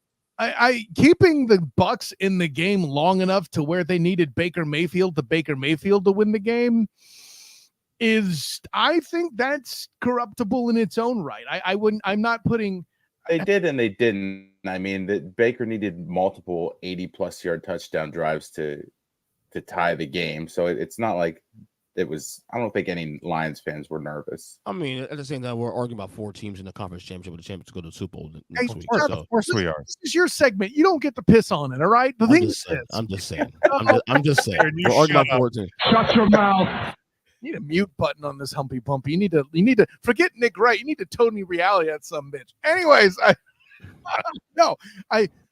excuse me. I hear your point, but listen, let's remember, if we're talking about the stuff in the past, we've been talking wicked trash on the NFC South, such that it is. And with all due respect, man, if it wasn't for the Eagles going south the way that they did in the back half of the season, we aren't even having that football game. So let's be clear on that. I mean, we want to talk about, oh, look, upsets happened, even though that wasn't technically an upset.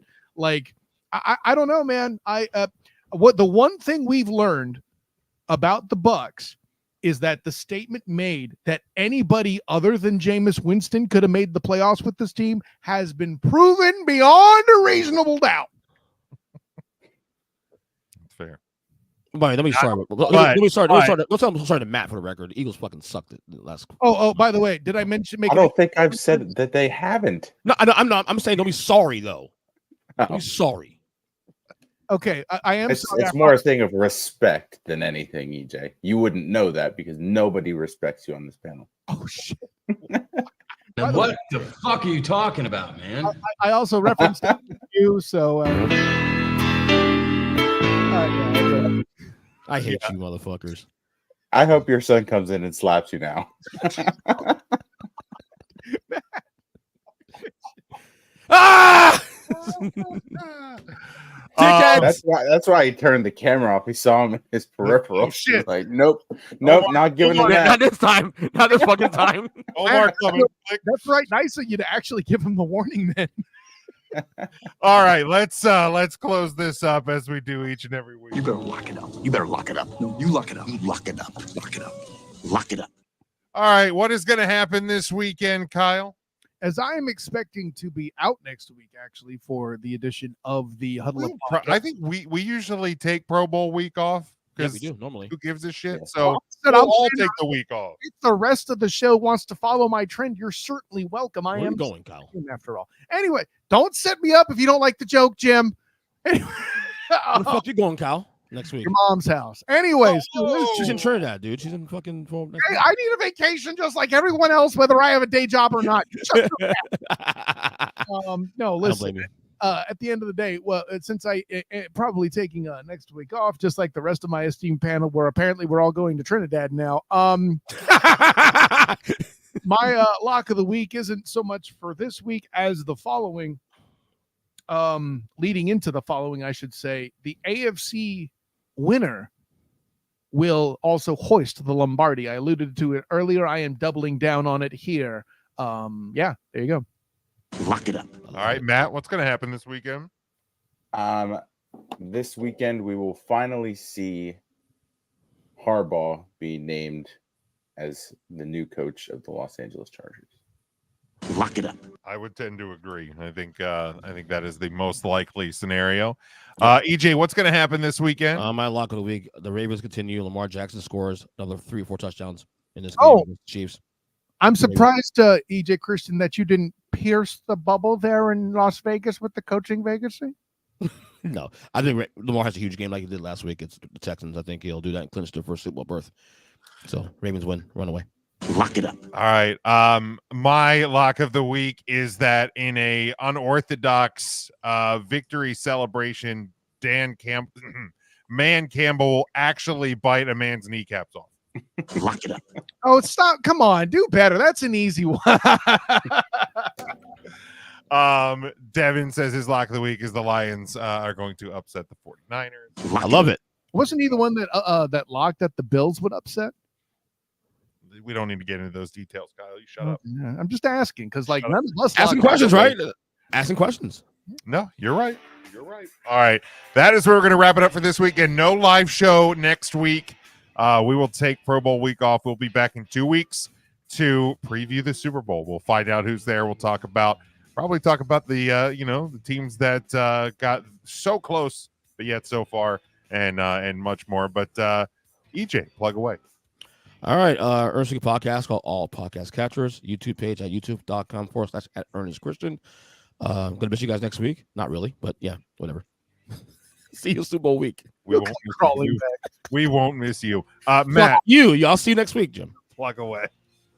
Yeah, you can catch me on Mondays on the Maximize Monday podcast, Tuesdays and Thursdays on the 3CT podcast, twice a year on Earnestly Speaking, twice a year on Student of the Game, and maybe The Pitch. We'll see. Probably. God damn. Maybe like once at least. That's the whole thing. I mean, what is your podcast even called? Yeah. As much as your EJ would have been the better name. The shoot around or whatever the fuck you called it. Don't get mad at me. I didn't name that podcast. Big Jim did. Woke Jim. Because you didn't come up with anything. I asked for ideas and we ran with that one. Remember, don't get mad at me. Don't get mad at me, kid. It's still mad at you that you have no creativity to create your own podcast. My brain was name. fried that day. By the way, I love having Leon Led name drop today. It's fucking great. So if you ever bring it back, which I doubt you will, come up with your own name next time. No, I might do. And you can't use "Bringing the Heat" with EJ Christian either, because that's mine now. I'm gonna start that podcast. That's a stupid name for the right name. That is bringing the heat. Bitch. Student of the Game, so Kyle weak. Nash. Go ahead, plug away. Yeah, that's so Christian. Anyways, fuck you, Kyle, for real. There's fuck yourself. There's a goddamn Easter egg for you up in here, Earnestly Speaking. Listen, an honor, joy, and privilege to do it once again. By the way, gentlemen, I do gently mock all of you about not joining you on the couch, just because I believe I will be there sooner than later. Maybe not this weekend, but I will be cheering up. I don't see the Niners winning the Super Bowl. I just don't. Anyways, with all that being said, Wow. What a hedger. You know what? Sit next to the Packers now, bitch. Oh, right. That's right. They're the ones that put you there. Yeah, hater. Anyways. Damn right. Well, fuck you, Cap. Anyways, as I sip on more wine, I mean, look at Jim's tweets moving forward. You can find me on Twitter at the SOTG. Find me on Instagram and Threads as the same, the SOTG. Find me as a student of the game on Facebook and check out my work with the Jaguar Report, the 3-point conversion, as well as with A7BN Sports covering the Orlando Magic, where I watched Joel Embiid change my life, proving to me that big men actually do exist like they used to in the 90s, and they can chuck it from the damn cheap seats as well. And they take the tech free throws for their team? What the fuck is going on here, Matt? Why are you sitting? Why? Anyways. What the fuck happened? Why is your season over with a player this good? I don't understand it. Remains to be seen. With that all being said, an honor, joy, and privilege, gentlemen, I'll be recording the Student of the Game podcast tomorrow, so look for that on all the catchers. Student of the Game report on Earnestly Speaking here coming up as well. Should be a fun time, but until next time, everyone, class dismissed. All right. There is not a group of guys I love to hate and hate to love as much as you guys. So thank you again for joining throughout this season as the regular season or the live season for our show winding down, but we have 2 more episodes, maybe a third. We'll worry about that when we get there before we move into our off-season program. But again, thank you so much for all the support throughout the year. Make sure you click subscribe on the YouTube channel if you're there on all podcast platforms as well. Rate and review where possible. Spread the word about the show and continue the growth of the show as we head towards the Super Bowl. You can get our merchandise over at tpublic.com. Follow us on Twitter, Instagram, TikTok at Huddle Up Podcast and at Huddle Up Podcast Inc. on Instagram. I'm at Big Jim Sports. Thank you again. We'll talk to you in 2 weeks. Until that time, stay safe, stay smart, and as always, go for the win.